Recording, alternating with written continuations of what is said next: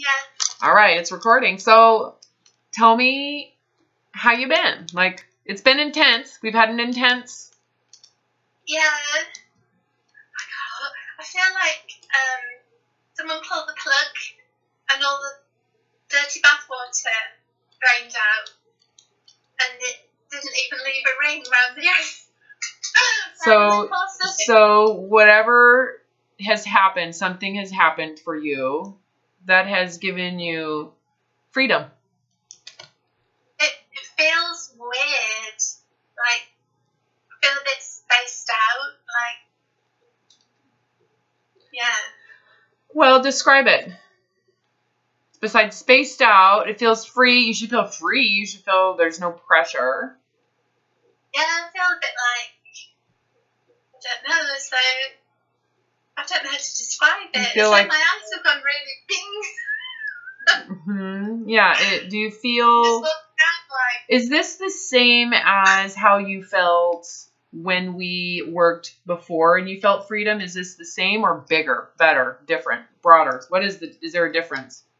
Yeah, before it was more like a relief that I didn't have to worry about getting fat. Yes. And this feels more like I don't have to worry about anything. Let me see if this is, I can't, oh yeah, okay. Yeah, because you don't care. Yeah. Because you literally don't care. Does that make any sense? Am I accurate when I say that? Yeah, yeah. It's weird. Yeah, because really you probably never thought that it was possible for you to actually not care. Yeah, I've been really emotional. Oh, but good. Kind of, I don't know if things are getting in, but before the shutters were down. Yeah.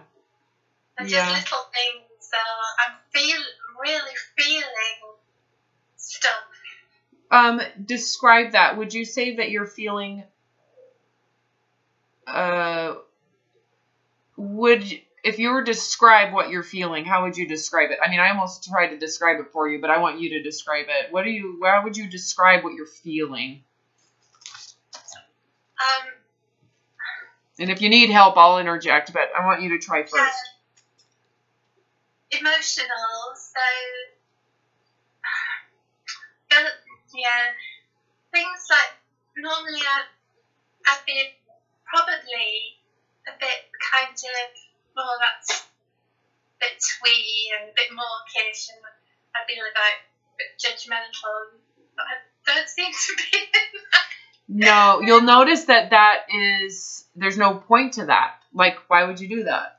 What do you get out of that? You should feel the difference. Like, why would you do that? What's the point? You know, these people are doing the best they can. They are who they are.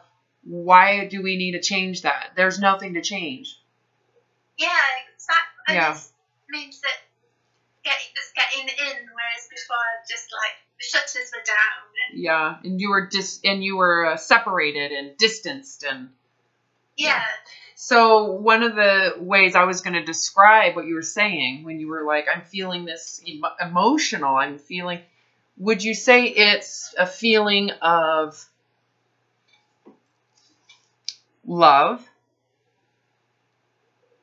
Yeah, it's not the kind of emotion that I felt emotional before, but it was all self-pity. Totally. I love that you can see that. This is more gentle. You should feel like very gentle. And very. It's got nothing to do with me. No. It's about connecting without there. Yeah. You should, the emotions should feel loving and gentle and nurturing and sweet.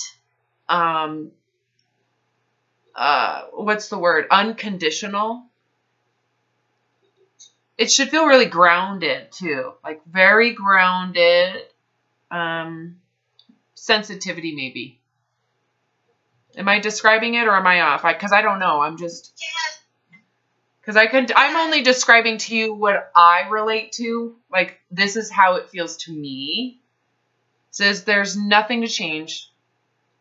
Yeah. Everything is as even someone who is in the state that you were in, there's nothing to change. You can maybe have some compassion and actually sympathy for the misery that they're in. You're not necessarily going to judge them for being assholes or thinking they're better. What you see in them and what you experience or what you feel in them is sadness. It's like, oh, they're so miserable. And you have compassion for it instead of criticism. Yeah. That's how I feel too. And but you also might get a sense there's nothing you can do to help. It is what it is, and this is part of what people need to go through, and it is all perfect as it is. Nothing needs to change. Everything, even up until this point for you, was purposeful, important. Everything you've experienced has been important for you and needed to happen for you to get to this space. Yeah. I don't know. Am I far off? No, not at all. Yeah. It should feel like calm water a little bit. Maybe the calm after war. It's all really strange. I feel really strange, like spaced out. Like my eyes are really wide and big and open, and I'm walking around like. Yeah. The trees are super green. Have you noticed that your sensory system is actually like magnifying the beauty of everything? So one thing I noticed too, because when I went through this, I was a college student, and I went to the student union building, and I didn't know anything had changed until I could feel the difference. I was very peaceful. I remember walking on campus and being very somber, not enough sad, horrible. It was just like this calm after war. It was like a storm had just blown through and you're walking out in the reality of life. And I remember walking through the student union building, and this group of kids were all dressed in goth, and their ears pierces, and they had their hair all done up, and I just felt this intense love. Like, oh my God, they're amazing. I wish they could see that, how beautiful, not their conditions are, but just that expression of humanness that I just was, it was really hard to describe.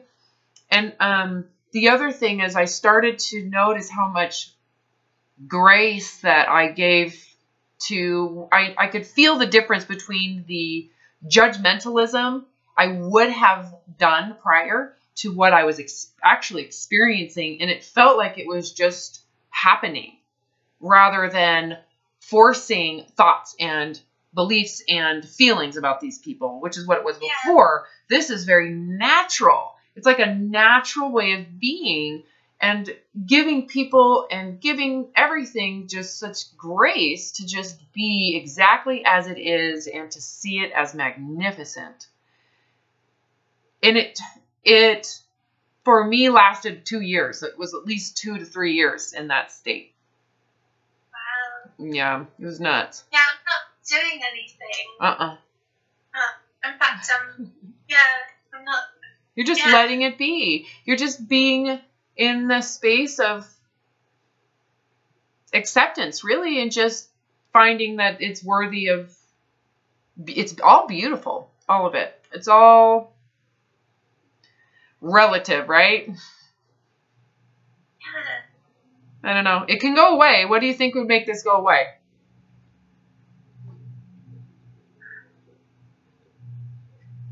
Just getting sucked in and wrapped up in the mess again.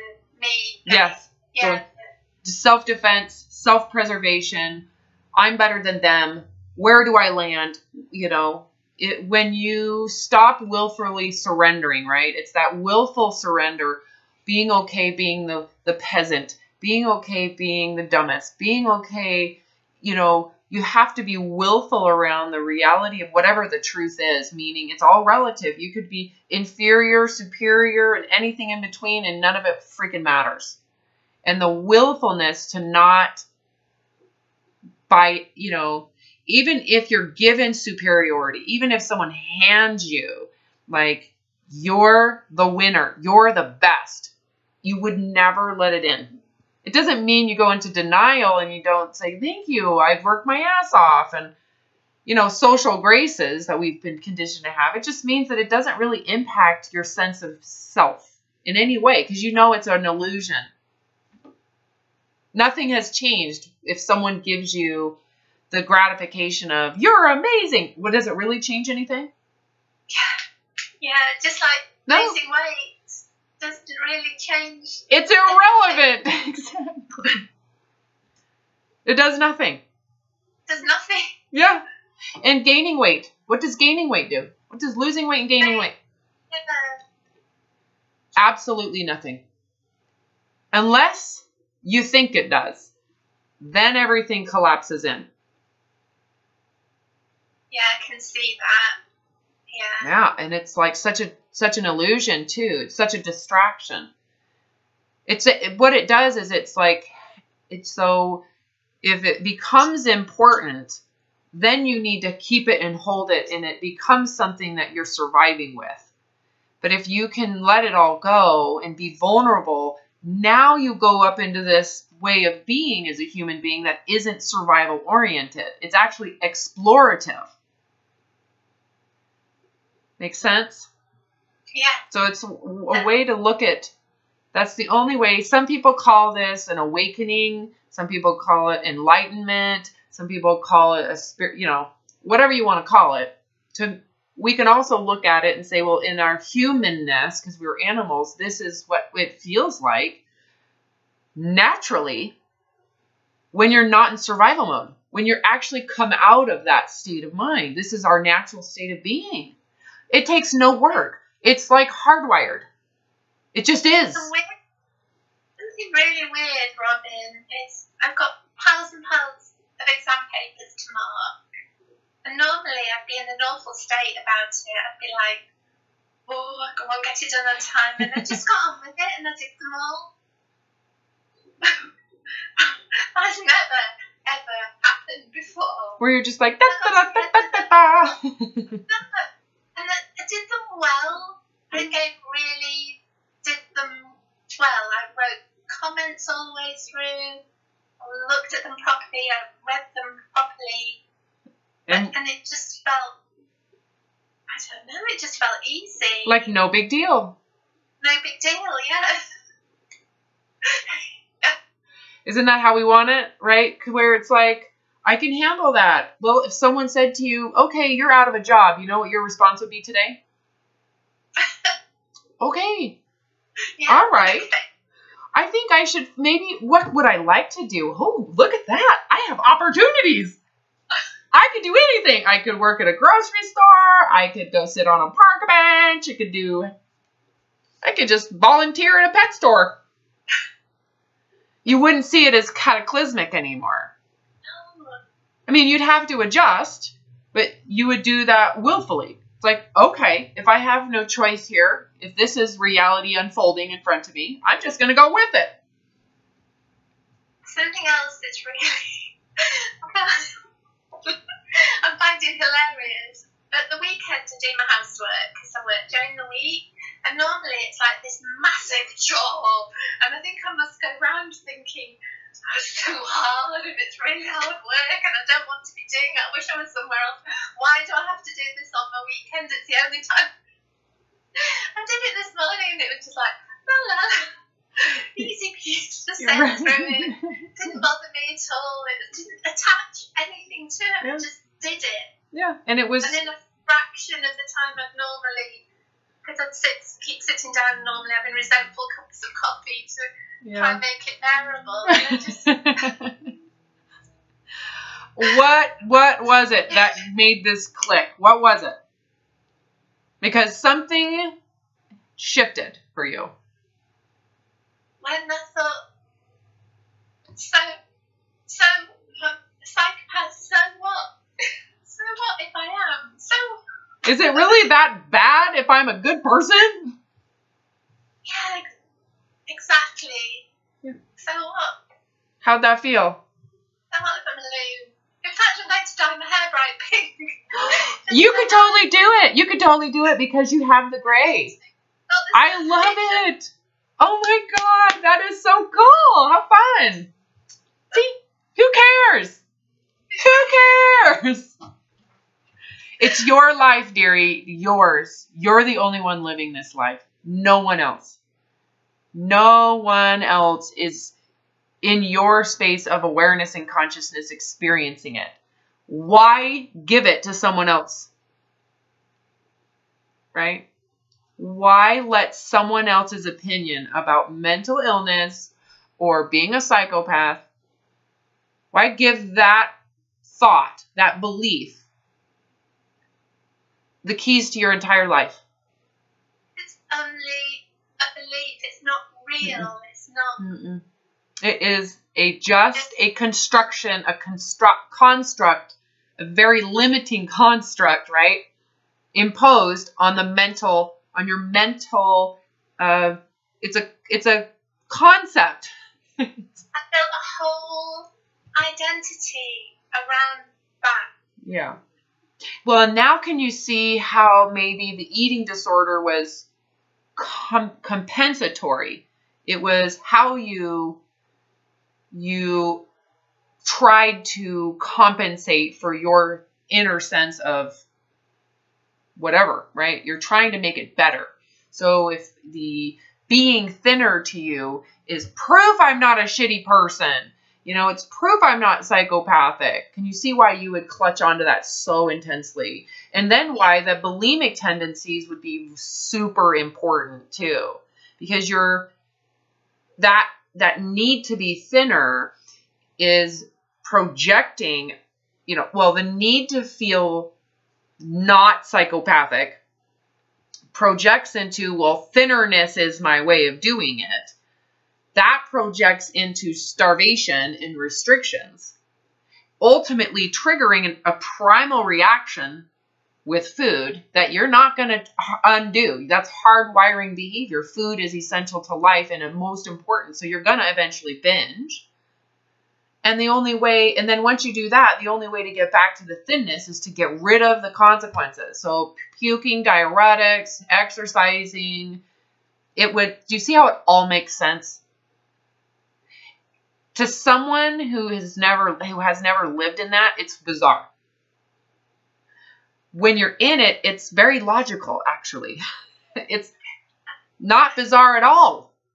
It's, of course, you're going to purge. Of course, you're going to binge. Of course, you're going to diet, right? Of course, you're going to restrict food. Of course, you're going to try to lean on thinness to feel better about yourself. You can just open this up and you see that the humanness in you was doing exactly what it was supposed to do. You needed to transcend it. And the only way to transcend it is to go into those beliefs that you believed dogmatically. You never questioned it. So what happens in those concepts, whether it's religious concepts about God or concepts about mental health, concepts about intelligence, sexuality, money, stuff. I mean, think of all the concepts that are out there that are narcissistic in its nature, superior, right? Politics. We're superior to you. You're inferior. If you don't question it and you internalize it as a truth, it goes into your subconscious and runs everything. You were being run by something like that. You probably weren't even aware until you were like, holy shit, I'm afraid to be a psychopath. And all you needed was someone to say, so what's wrong with being a psychopath? I just realised I was trying, last time I spent it saying desperately, it was like desperation, desperately trying to be what I already am. Yeah, it's always been there. You just thought you had to prove yourself first. Oh my God. Yeah. That's really sad, isn't it? It's heartbreaking. It's heartbreaking. It brings me to tears. Oh well. No, it's heartbreaking. It's, because you're innocent. You're innocent. You didn't know. It's not malicious. And it's so forgivable. This is why, and it feels so normal because it's just all around you. Yeah. All the messages you get. Yeah. All around you all the time. Yeah. Well, and this is where, I know I've talked to you about this before. The social sciences and looking and studying culture and our culture and this what's going on culturally. They're like our culture promotes it and you're kind of trapped by it.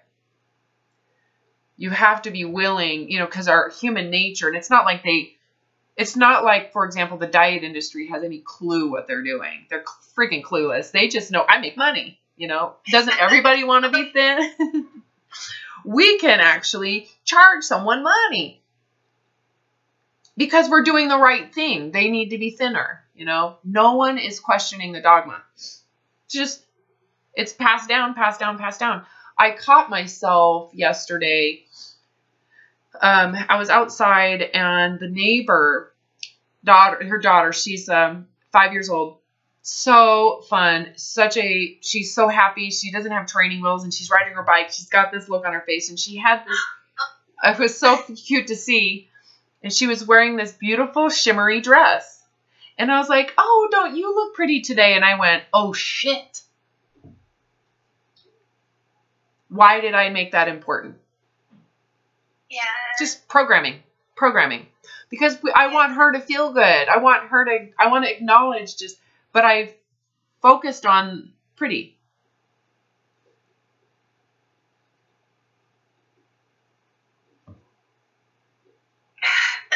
You know what I mean? It's like, oh, well, my integrity is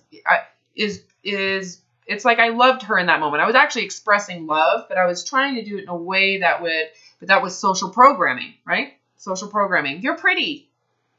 If it was a boy, I'd be like, look at you, you're tough. You're so strong. Yeah. Not that was my intention, but I'm doing it and I'm aware of the programming. Yeah. Right? So you just give yourself grace. I'm a human being.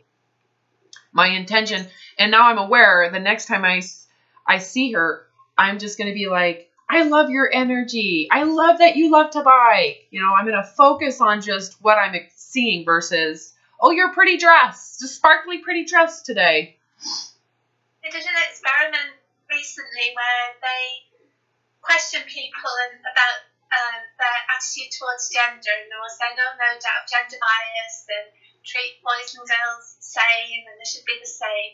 And then they put them in a room with a baby and some toys and they dress the baby as a girl or as a boy, same baby. Sometimes they dress as girls and watch which toys the person picked out to play the baby. Because the baby was in pink, they picked out dolls and girly toys and all the girls' things. And if the baby was in blue, and they picked all the macho kind of boy. Yeah, truck. Yeah. And when they were showing it back, they were really shocked. So a boy infant in a pink dress, they treated it like the baby was a girl. And then they were deeply shocked and mortified that they'd done that because they really thought that they would not do that. Yeah. No, it's programming. And there's some nature in there, but there's also programming, and that's human nature because our goal is to conform, and we do have this desire to blend into our background. There is that part of us that feels safe if we can blend in. There's nothing wrong with that. Actually, it would be bizarre if we didn't have that wiring, right? And so, but to become aware, it allows you to live as a human, forgive yourself as a human, being human. We're animals. It's natural But to be aware of it, you don't take it so serious. You don't internalize it. You don't make it your survival, right? Yeah. So like if you're going to dye your hair pink, right? That's a form of expression. It's like I shaved my head, a couple of years ago right here on the sides, and it's like I saw someone else who did it, and I was like, gosh, that's cool. I'm going to try it. I did it. So I was to some degree following, but assimilating and expressing myself a little differently. And why take it so goddamn serious? Does it matter? Does it matter if you choose to wear makeup, high heels? Does it matter? Or can we just exist in the cultural reality loosely, right? Obviously, when you become aware, you don't have to participate. And it doesn't matter. You don't care one way or the other. So you should be able to be in the real world. You shouldn't have to isolate yourself. You shouldn't have to maintain this. You should be able to exist in this space in, going to another country. Totally unique country. Different dress, different gender belief patterns, right? Where could you go to, Africa and wear African dress? Right? You just assimilate. Do we need to go, well, that's wrong and that's misogynistic and this is bad? And no, you just go, there's a reason for why it is. I will assimilate, but it doesn't mean you need to. Yeah, it doesn't affect. Yeah. Yeah. Yeah. So now also the willfulness to do it in your own country. It's so much easier, I think, for people to do it when they go to a different country because you just let it be what it is because it's different. Do it in your own country. I've moved down to Alabama. I've lived in Minnesota. I've lived in Massachusetts. I was raised in Washington State. So I've lived all over the United States. It's like 4 or 5 different countries in here. Yeah. The East Coast is so different from California. California is unique to the Pacific Northwest. And then there's the Deep South, right? Just let it be. It is what it is. Why do we have to criticize it all? There's history involved in how each part of the world and humans are. And it's not being open and it's not hooking onto things and attaching and gripping, clutching. Yeah, that clutchiness to it. See, right. The willfulness, though, the freedom from having that clutchingness, what it took is the willingness to be rejected, abandoned, disapproved of, and seen as a horrible person. Why do you think that is? That just your willingness to be seen as inferior has been this magnificent for you?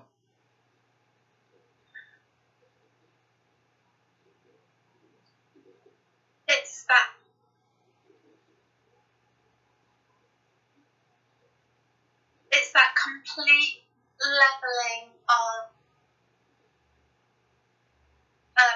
throwing away, discarding that identification with that desperate need to be approved of.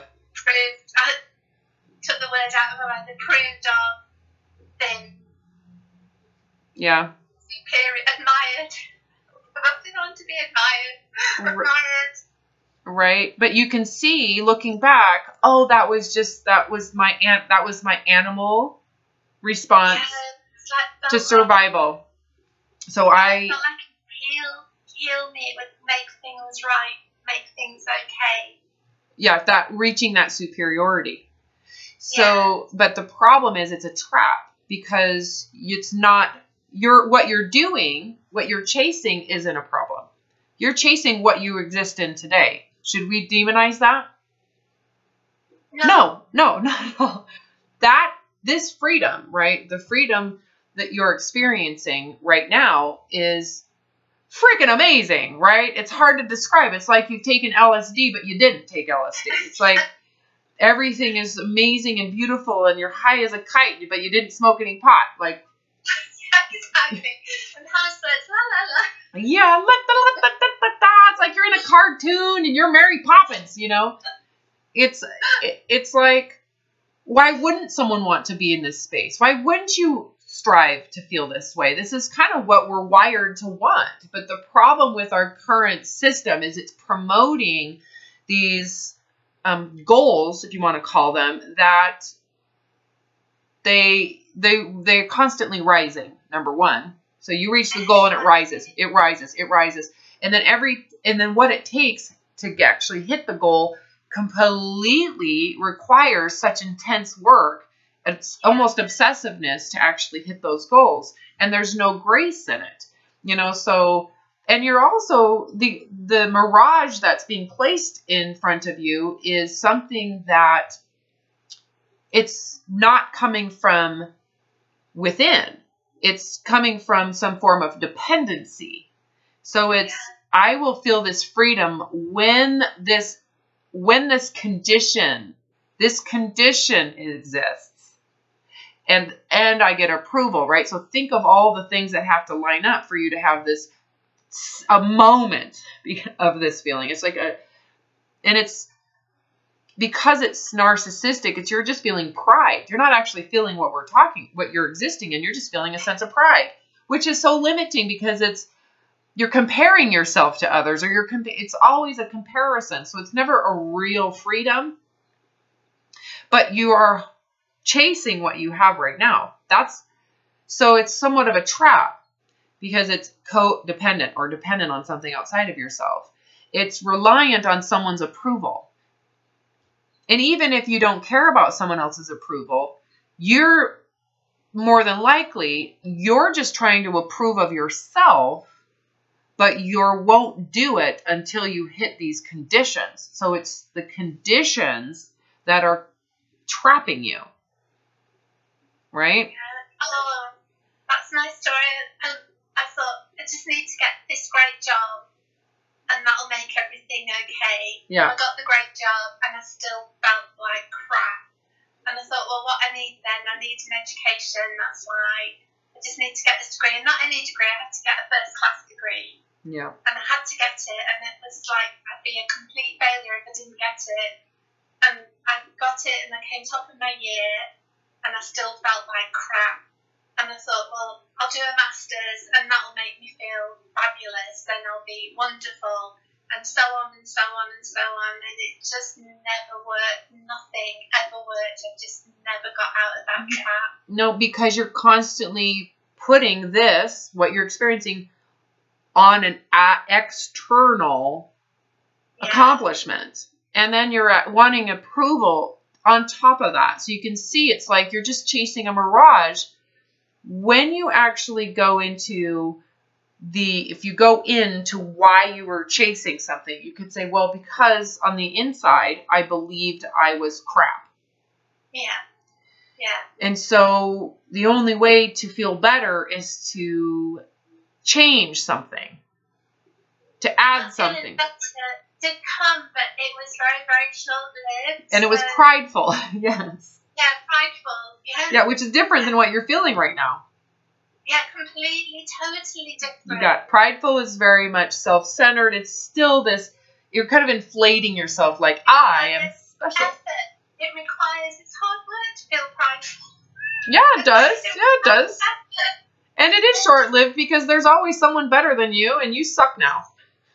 Again, the expectations are rising and diminishing returns because the work is higher. You have to work. Oh, yeah. And so what we were addressing really is what you're doing isn't wrong. You're doing what you're supposed to be doing. The problem is that you feel that you are crap. If you didn't feel that way, you wouldn't be doing any of this. So it's this kind of like, there's a problem because you think you won't feel like crap if you can accomplish these things.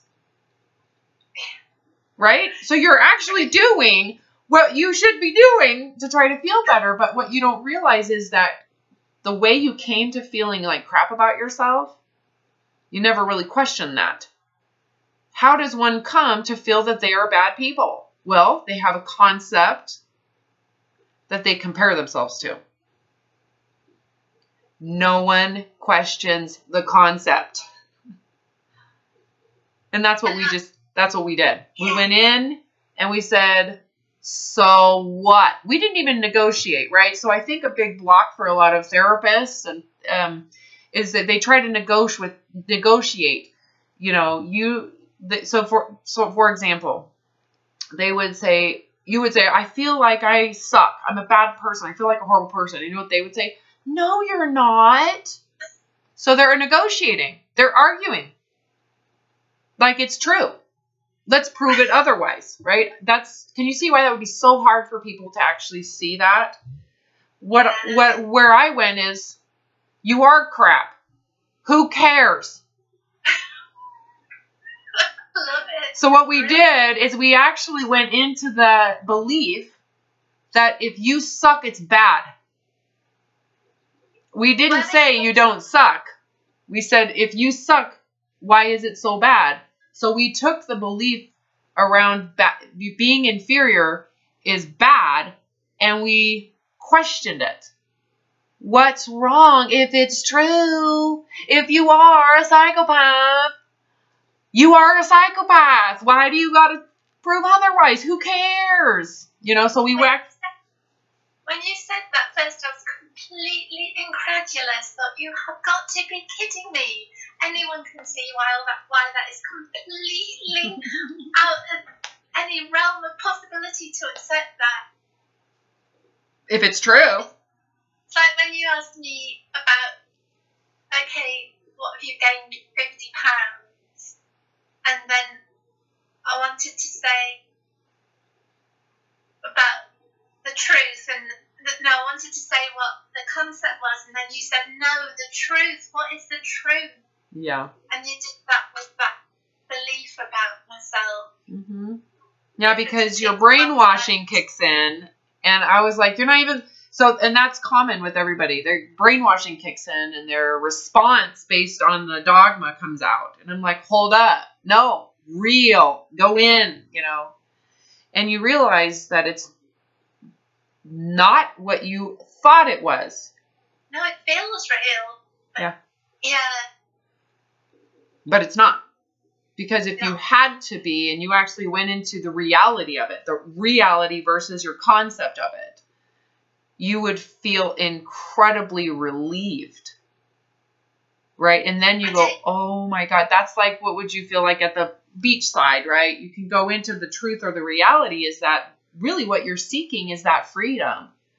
Why do you got to be thin to get it? Why can't you feel that, oh, that condition, if I were to be 50 pounds overweight to some degree, if I could let go of fixing it, the freedom exists. It exists unconditionally. Why do I have to wait for a condition? You know, but to... Marvelous. Isn't this the most wonderful, wonderful thing ever? I know. It's like, why do I have to meet those conditions? Because I have to prove myself, you know? That's incredible. That is just wow. So one of the things that I've really looked at, and you may have heard this in other YouTube videos that I talk about Maslow's hierarchy of needs. Yeah. And it's so basic, right? A lot of people are like, I've talked with people who have psych degrees, and they're like, oh yeah, I know what that is, but it's like so elementary that they've overlooked it. And to me, it is really that simple. You know, he describes our ways of existing based on our primitive needs to stay alive. And how we've evolved is to psychologically prioritize the most important above the not as important. And so he created a pyramid. It's called Maslow's hierarchy of needs. And the foundation of our wiring as humans psychologically is to want to feel safe and comfortable and confident with food. Because food and water. Basically physiological needs, right? Next to that is our home environment. My house, the cleanliness, the nesting, my shelter, protection from the elements. Am I wearing proper attire so that I don't die of heat exhaustion today or freezing cold? So those are the next step up. That's not as important as food and water, right? So he describes how when our food and water are threatened, everything gets removed, right? Until that is secure. So we become precision focused and kind of tunnel focused on getting food, getting food, getting food. And you can understand that because that's what happens when you're binging. You're going into, okay, I might as, there's no point to restricting anymore. So I'm going to go get my food. And you're actually serving that primitive priority of the first hierarchy of need.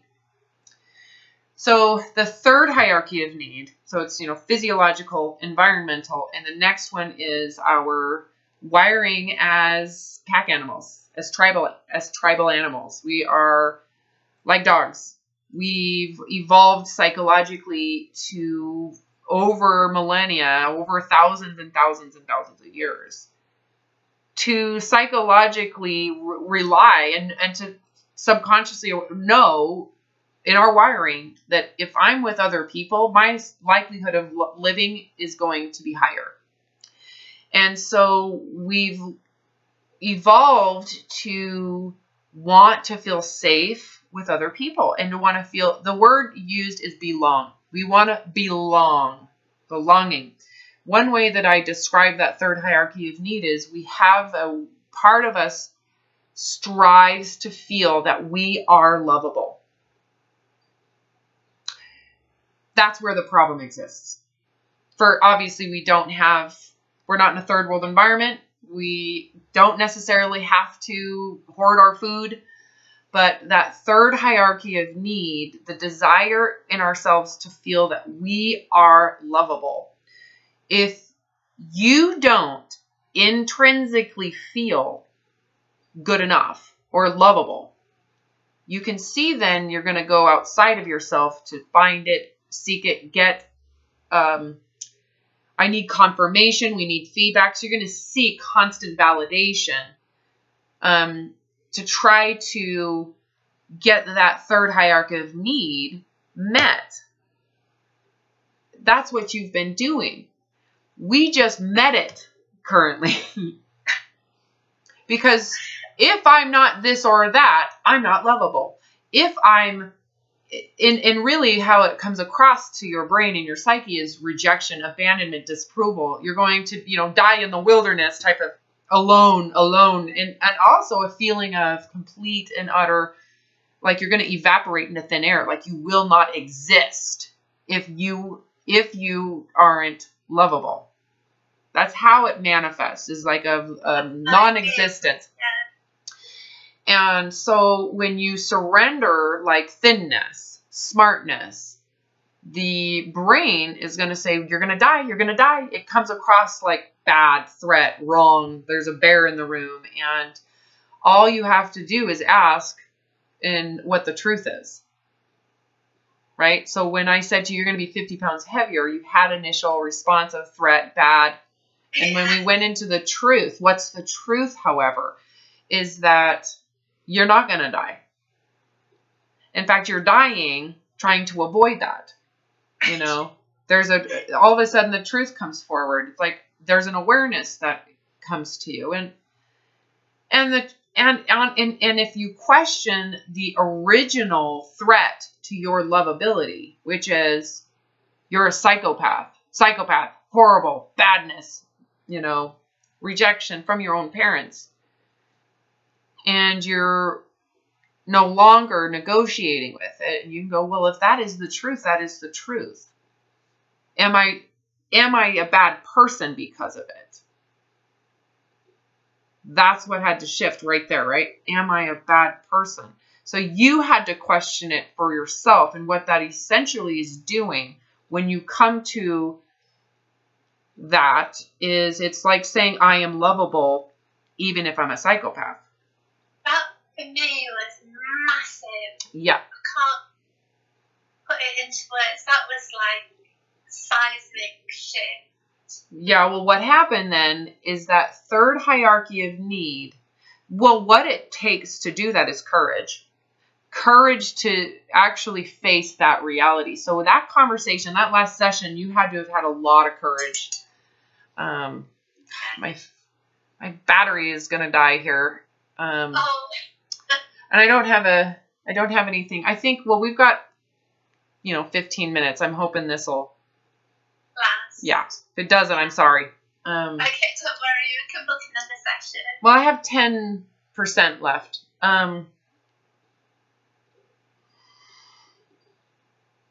It's like fulfilling that need with, I'm a bad person. Are you still lovable? And when you do that, what happens to this need for someone else to validate you? What happens to the kind of codependency or dependency on others' validation? Is it's like, oh, well, I don't need it anymore because I know I'm a good person, even if I'm a psychopath. I love myself. It is what it is. And so you're no longer having to hide that inner belief, repress it. Because that's what you've been doing, is you've been hiding and repressing this idea that you're a psychopath. And you could actually look at that and go, and then it manifests.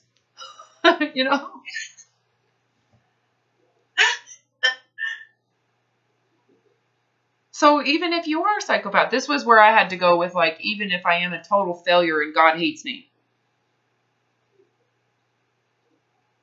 I'm so innocent. I'm precious, innocent child inside that means no harm to anybody. And if that isn't good enough for God, so be it.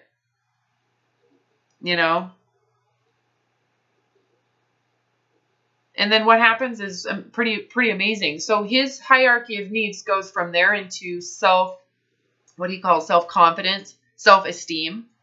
When you think about what self-esteem is, wouldn't you agree right now, in order for it to be self-esteem, you have to be self-approving. So you have to get past that third hierarchy of need to get into what self-esteem is, which means you have a sense of capacity. And it's not reliant on some weapon, tools, conditions, right? So you really can't get to self-esteem. Even if you're, for example, someone would say, look at her accomplishments. You don't do that with low self-esteem. And you could say, well, I did have esteem, but it was pride esteem, narcissistic esteem, intelligent esteem. It's not real self-esteem. It's religious esteem. It's attached to some concept that isn't actually truthful. So when you go into that rejection and abandonment as a failure to what those systems are, you are now free then to be anything and all of what exists. And you actually are into a form of what is infinite self-esteem, because it's coming from a source of truth within you rather than it's not coming from a sense of like attachment to something. Look at me, I'm amazing. I've got a car. It's not attached to, I'm thin.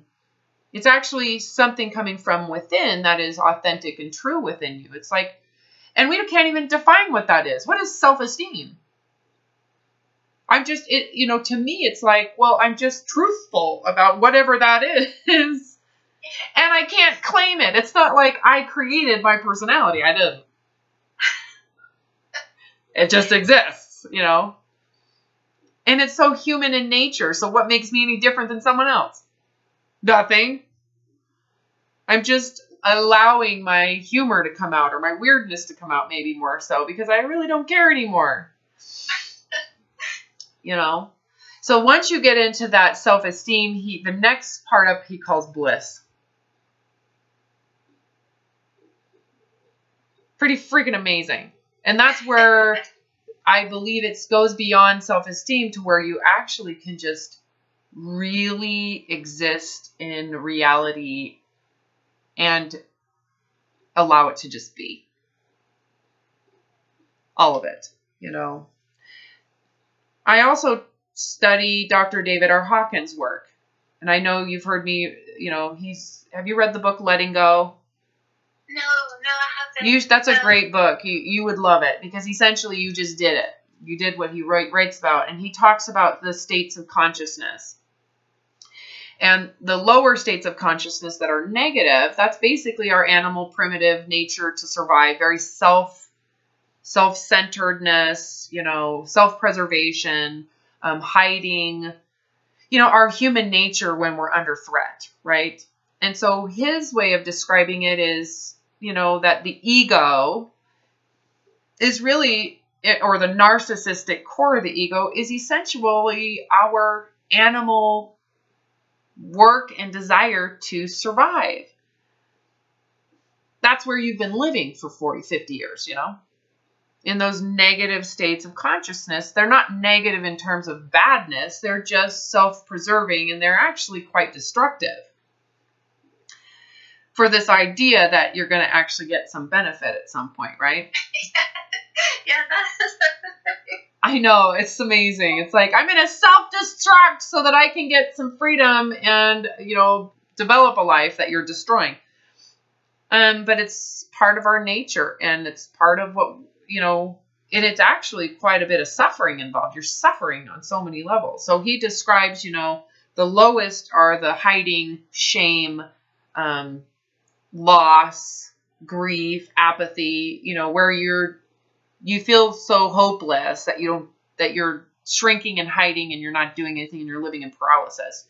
Then you move up in consciousness. You have a little more energy, you have more confidence. That's people who are more fighting, and that's where you've been existing. And it's really a trap because you're a slave now to proving and working, and it becomes and you're inflating yourself, and that's very much the narcissism of trying to be better than, superior, making myself a better person. That's what you're in, is the lower states of consciousness, but you're kind of moving up the ladder of you're more energized. When someone has courage, there's a pivotal shift between, he goes from 0 to 1,000, and the lower states of consciousness are up at 200. And he says that pivotal shift at 190 to 200 is courage, the willingness to face the truth.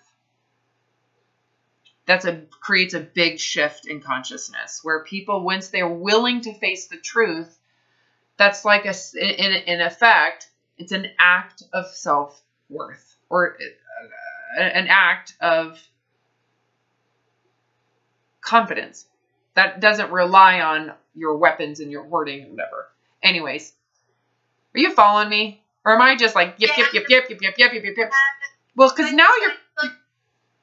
When you talk about the courage, I was really, really not scared, but really resistant and uncomfortable, and I just didn't want to go there. It hurts, doesn't it? Someone saying you're a narcissist. It's really like, oh. Well, if you're judging it, it hurts. I'm not judging it. At the time, it really was like, oh, I don't know if I can take this. But I kept coming back to it.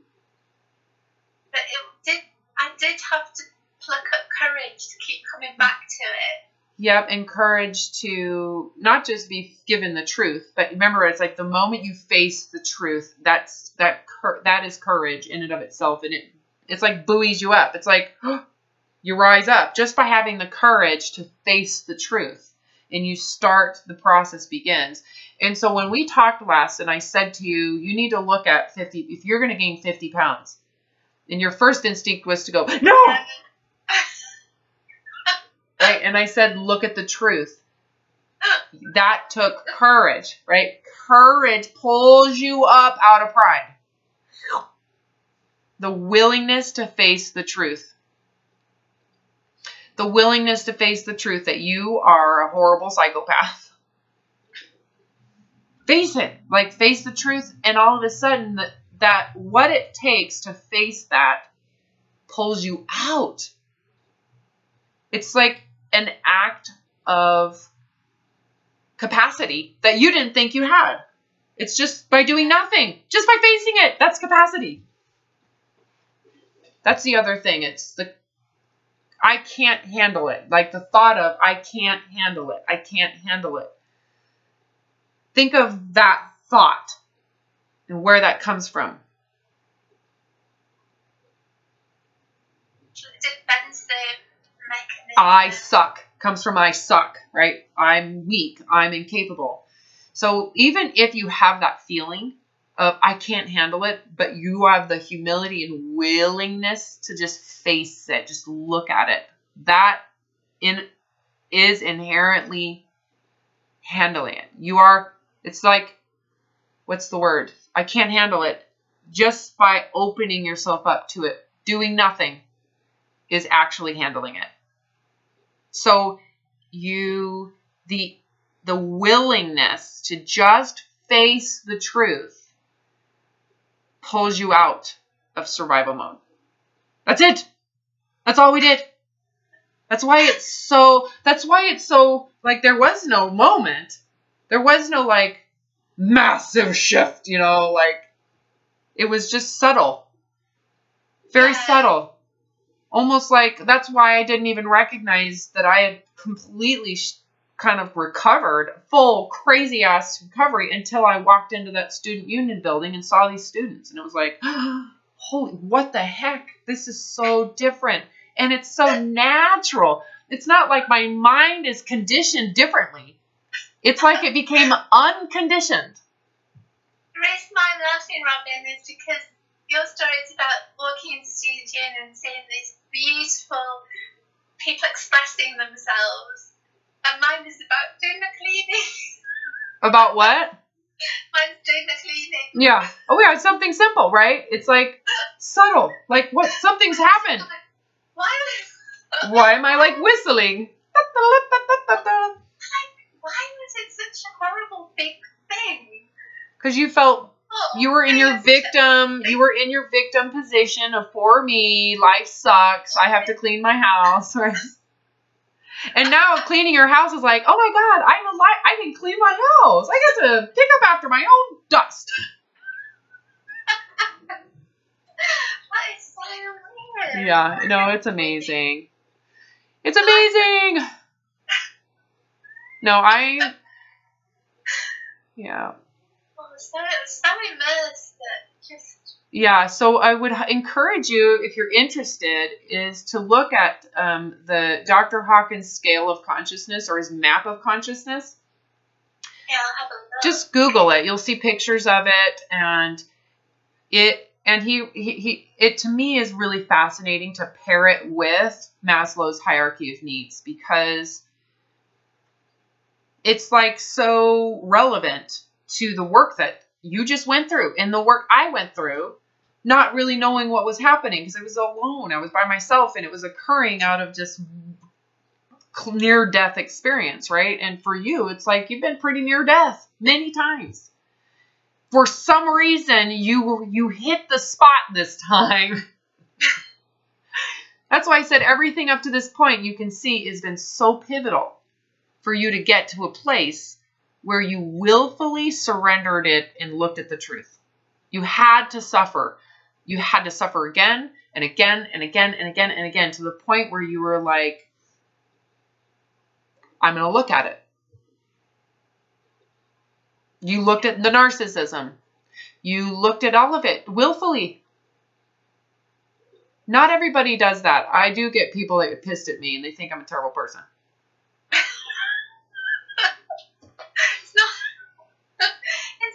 It's really like, oh, well, it's just like, this is coming at me. Well, and what do you want? You want recovery, or do you want someone to just pet you and be like, oh, you're such a, oh, you do. I've plenty of that, thank you. I know, right? Yeah. I guess if I lose you, it's because my phone's about to die. So email me when we'll follow up, and I'll upload this so you can watch this. But okay. So just in case. Email you for another appointment. Yeah. So let's just go until this thing just dies. But I think I've got 1% left here. Okay. But yeah, I mean, it takes a lot of suffering for someone to actually hear that truth that creates cognitive dissonance. It doesn't feel good. But you have to be so in such a dark place that even though it doesn't feel good, you're willing to look at it, and you know it's truthful. Deep down inside, it's just you got to get rid of the criticisms and judgments around it. So when I say, well, that's your narcissism, that wasn't me judging you. Who was judging you?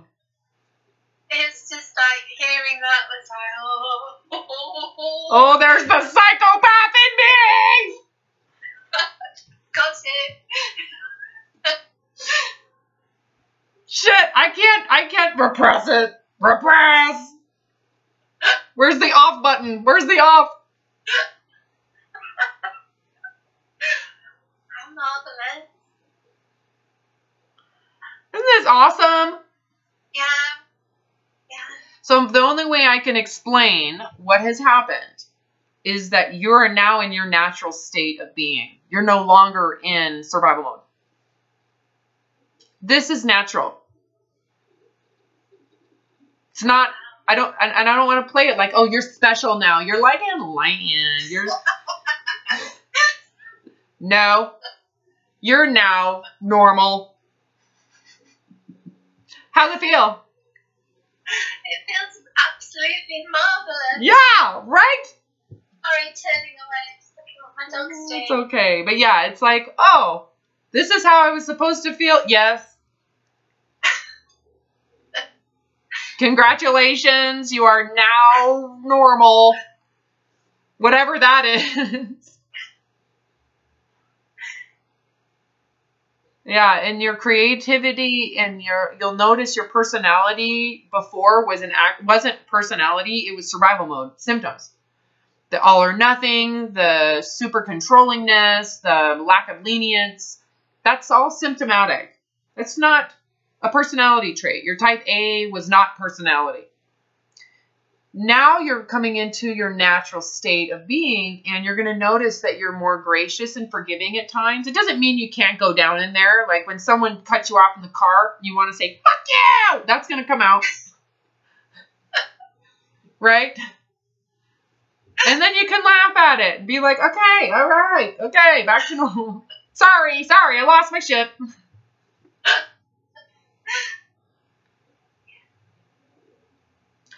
And it just gets, it doesn't necessarily get better. It is what it is. You just become more open to it, you know? And my phone's dead.